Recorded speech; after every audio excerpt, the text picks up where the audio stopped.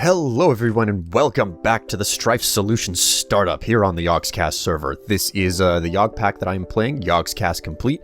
If you want to play along, you can pick up the pack on the AT launcher. Check the description for a link if you're interested.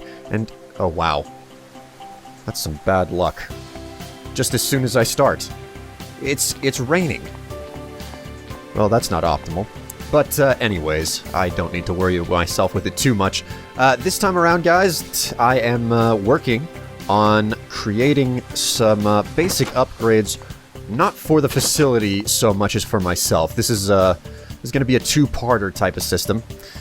First of all, I need to create upgrades for myself, which include the Jetpack, which allows me to fly, free runners, which negate falling damage, obsidian armor, which, you know, well, it should be obvious it's armor, and it's super, super durable, and scuba gear, so that I can swim underwater, because that's going to come in super handy for massive mining, which, I don't know if I'll fit it all into one episode, but massive mining, it's basically time, guys. It's time. We are primed and ready.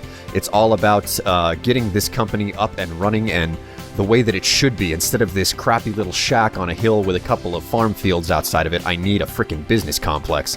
So, a self-sustaining utopia within itself. But in order to get there, I'm going to have to do massive amounts of mining. So, I've got all the materials that I need to engage in what I need to do this episode. Let's see if I can sleep and pass the night. Usually whenever you... Nope, it's not night. Great. Okay, well, we'll leave that alone. What I need to do first is create myself a jetpack. So, right off the bat, let's take a look at jetpacks in NEI. Here we go, jetpack. It consists of a basic circuit, tin, a gas tank, and steel ingots. So, not excessively complicated to make. I'll just grab myself some enriched alloy here. And make myself no less than 2 control circuits. And I'm also going to need a tank. There we go, tank and control circuit. And now I should... Now, because the gas tank has a value bar on it, I won't be able to use the shift-click feature. So I'll just have to put the tin in manually. Okay, there we go, gas tank. A circuit and some steel ingots, and there we go, presto, jetpack. Now I could gas this thing up right away because I do have hydrogen in the basement. However, there's a distinct problem in mechanism in that if this thing is not completely empty, I won't be able to upgrade it to an armored jetpack, which obviously is better because, well, you're armored. So to create the armored jetpack, I combine the jetpack with some bronze, a block of steel, and some diamond dust. None of this I think I have immediately on hand, but I do have the materials required to make it. Okay, we got some... Let's use the copper from forestry, and I believe it's tin that goes with it. And wait, I already have tin on me. Okay, so to make bronze in mechanism specifically, I'm going to need to get some tin dust. So I'm going to shut auto eject off on the crusher. And the crusher is how you can... re-crush, turn ingots back into dusts and whatnot. So I actually don't know how much of this stuff I'm going to need, so I'm just going to make 1 tin dust and put some of that in there. I'll probably make more bronze than I actually need. Okay, yeah. And just really quick here, if I just add a couple of things into NEI, you can see that I've added sufficient upgrades to pretty much all the machines. The osmium compressor, not the case. And for that matter, I've already made tons of these obsidian ingots. I had some 30 diamonds the last time that I was recording. I have powered through a gross number of them by making everything that I need. Okay, that's all of the bronze that I'm going to need for now. Let's get those recipes back up. Okay, so a jetpack. No, wait, not a jetpack, an armored jetpack, which I'm also going to need diamond dust for. Ooh, I forgot about this. Diamond dust, which is going to take 2 diamonds, run through, I believe it's going to be the crusher. Is it? Yeah, there we go. Crusher. Okay, so 2 diamond dust.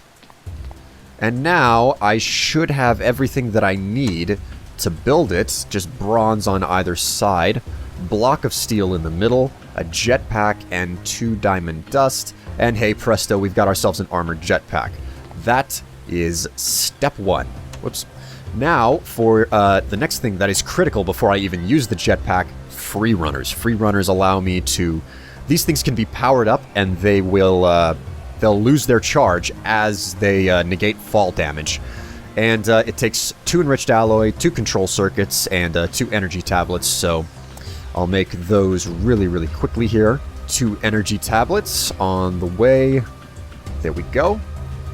And now I should be able to make the free runners no problem. Of course, once again, I can't use the shift click because there is a bar on the energy tablets. So 2 enriched alloy and 2 control circuits, and hey, there you go. I've got some free runners. Now I'm going to go ahead and pop these into my energy cube here, which is almost full. And I'm going to hop down into the basement as well and charge this baby up. Which one was my hydrogen? Here we go. I'll just put that in there. Okay, and as that charges up, I'll go ahead and take out the clipboard and mark off free runners. Now, next up is obsidian armor and scuba gear. Scuba gear and obsidian armor? Hoo-wee. Wow. Well, the obsidian armor, pretty simple and straightforward with these obsidian ingots, and I'll cover this over one more time because I suppose I did it kind of quickly last episode, but an obsidian ingot is made from smelting, from compressing osmium and refined obsidian. So, obsidian ingots are basically a really sophisticated alloying mechanism. They consist of osmium, obsidian, and diamond dust. So, in order to make these, you have to combine dirty obsidian dust with diamond dust inside of a metallurgic infuser. This baby right over here. And you get the dirty obsidian dust by simply running obsidian through an enrichment chamber. You can also run it through the purification to get the clumps and triple your obsidian, but really, I mean, obsidian isn't excessively rare, so there's no real need to do that. And I think you get about 10 ingots per diamond, so, you know, it's not cost prohibitively expensive, though simultaneously it is not especially cheap either, because it requires, you know, all of these things. So make myself a couple of boots, as well as a helm, and now I've got some really sophisticated armor to pop on. Now, unfortunately, whoever has made this armor decided not to make it look like gold, which is what I kind of think obsidian armor should look like, because, you know, make it fancy instead of, well, it's going to protect the same amount no matter what. Put that bronze away. Okay, so there we go. Obsidian armor is done and out of here. Next up is scuba gear. So, to make the scuba gear, where is it? Here we go. I'm going to need a gas mask, which is glass, a control circuit, and some steel. And I've got all that in my inventory. Okay, so made the control circuit. Now I'll just use the shift-click feature. There we go. Gas mask is done. Now for the scuba tank, which will hold the oxygen. It's just a control circuit, some enriched alloy, and steel. I should probably mass-produce these control circuits because I seem to be making them on demand way too frequently. But anyways, shift-click one more time, and there is your scuba tank. And it's the middle of the night, so I think I'm going to take this opportunity to take a sleep to pass the night and the rain, hopefully. That should get rid of the rain. And let's see, night passed. There we go. Armored jetpack is fully charged up, it would seem. Yep, fully charged up. And I've got this oxygen tank. No, wait, that's hydrogen as well. Do I not have any spare oxygen? Here we go. Let's charge up the oxygen tank right there. And I'll access the energy cube up here to get my free runners. I'll go ahead and take off the chest plate and the boots and put those into my chest.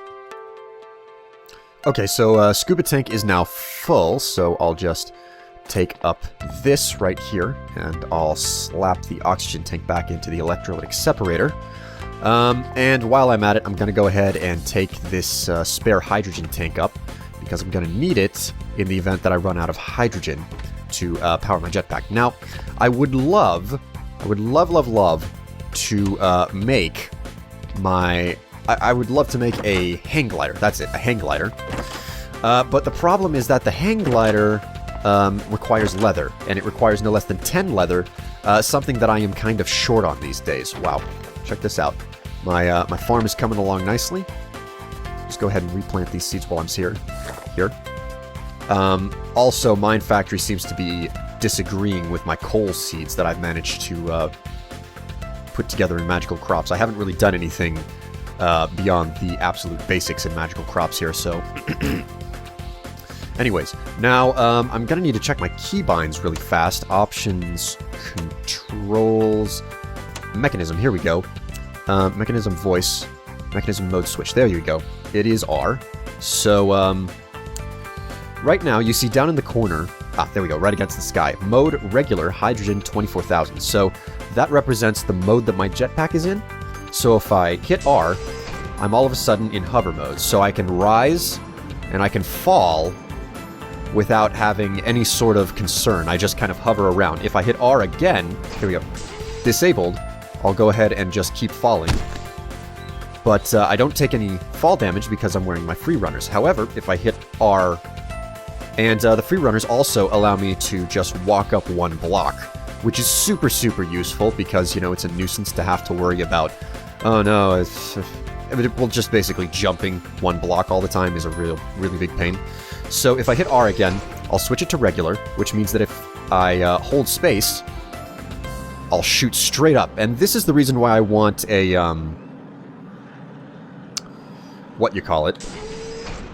This is the reason that I want a glider, because you can see I'm moving very, very slowly. Okay, I'm not moving fast at all.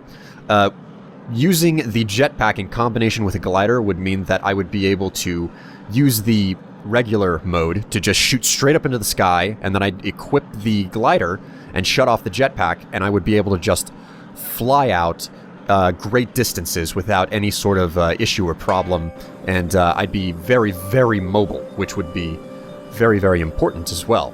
Now, I might as well show you this at the same time. I'm rising, further, further. I'm actually causing the game to freak out a little bit. I'm gonna do something that, without the free runners, you should never ever do. I'm standing right above ground. It's off. It's off. It's off. No damage. However, you can see that I lost some energy here, which is a direct result of taking fall damage. So, you know, everything there is super useful. Now, what on earth am I hearing? Now, for the other part of the equation, the scuba gear. Just equip these right here like this, and I think that I look pretty freaking cool. One of the great things about these, you know, accessories is that you look absolutely badass wearing it. I love it. I love the way that it looks. So, okay, I'm going to put the scuba helmet back on along with the tanks. And it works the exact same way. You just hit R, which is the default keybind, I believe. If it's not the default keybind, it's because I've rebound it myself. So, normally, whenever you're underwater, you know, you have those bubbles right above your hunger bar, and they slowly deplete. However, if I hit R, now I'm using up my oxygen, and I've got this, you know, humming sound in the background, but I'm not using up the air. Unfortunately, I still mine at the same pace. This is something that I've been doing. I've been coming out here for the express purpose of just digging up sand for glass because, well, with how many upgrades and whatnot that I applied to the machines, I needed a whole lot of glass, and the number one source of glass that's, you know, easy to find is at the bottom of lakes and rivers. The only better source is a desert. There we go. A desert is the only better source. Okay, so there we go. I'm flying again. Switch it over to hover mode. And, ooh. Put that away. So, yeah, there you go. I'm fully mobile now, and I can get around a whole lot better. Now, this area, just south of my base, this lake, as it were, I'm seeing lots of potential for lots and lots of goodies. I need to get to mining, and massive mining, as shown on the clipboard that I've got here. Okay, this is too slow. I'm going to need to shut it off and just walk the rest of the way. But massive mining, as shown on my clipboard, that is the name of the big project that I'm indulging now. Next time around, I'm going to go about making all of these materials and machines to massively speed up ore collection and, you know, having enough stone to start building the Solution Business Park. And hopefully I'll be giving you, you know, a bit of an idea of what that's going to look like in the next episode. But until then, I am William Strife, and, you know, we are on the absolute uptick. Things are looking so much more impressive. I'll see you guys later. Bye.